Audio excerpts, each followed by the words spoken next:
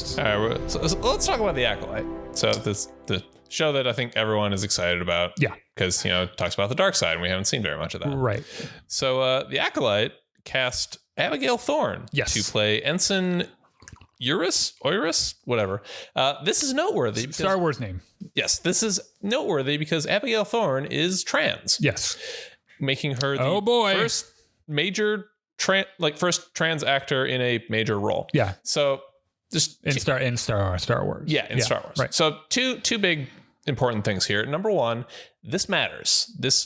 It is always important when members of underrepresented populations are cast in big mass media things like this, because it means that other members of that underrepresented population can see characters that they relate to. Yeah. Especially if it's a hero. Yeah.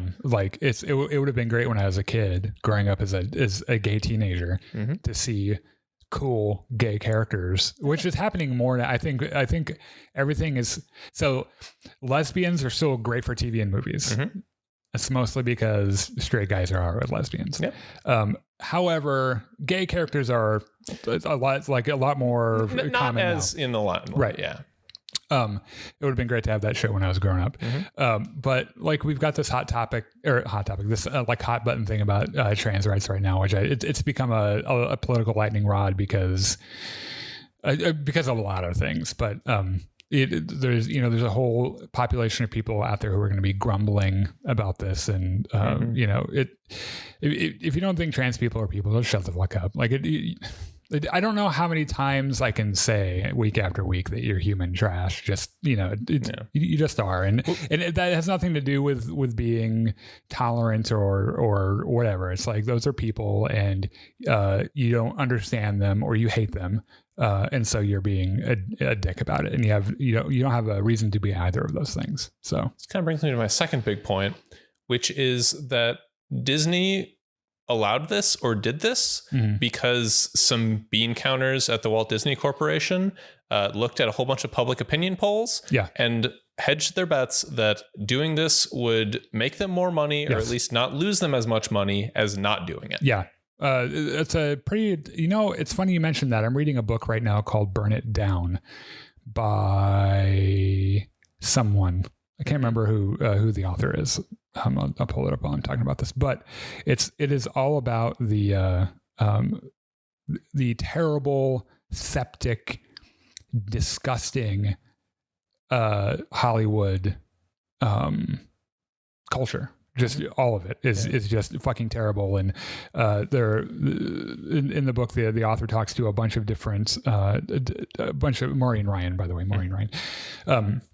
about producers who abuse people and assistants, and how the general thing in Hollywood is don't rock the boat. And they talk about Lucasfilm quite a bit in it, actually.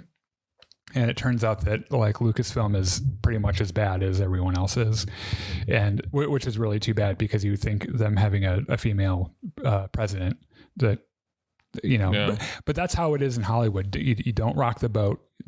Business is normal. And that's how you do it. And because the people who are very powerful in Hollywood can destroy your career. I mean, and it's happened over stupid stuff. Someone with an ego, you get their fucking coffee order wrong, and you never work in Hollywood again because they're fickle and feckless. And it ties into this a little bit, because the only thing they care about is making money.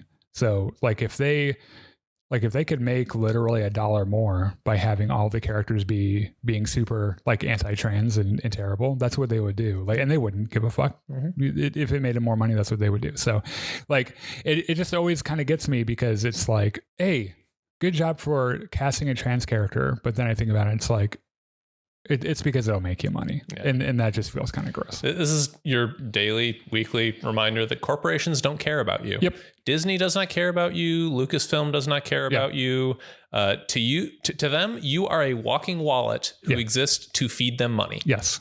That's all. And that's the other thing that makes me mad, is that people, we were talking about this during the stream last night. You know how, have you seen Finding Nemo? Yes. Okay. So the seagulls that just scream mine over and over again? That's kind of what I hear now when I hear people talking about woke stuff. They just say woke over it. It's like they have no idea what the fuck they're saying. And it's just like this thing that they just regurgitate because they're fucking stupid. Like so many people get pissed off at Disney for so many things. And it's like, there are legitimate things to be pissed off at Disney about, but none of the stupid shit you're bitching about. But you're never like, I don't think that crowd, I would never see eye to eye on that crowd with that crowd on what to be mad about anyway, because their problems are there's a female character in this movie and that just can't, that's it's too much. It's too much.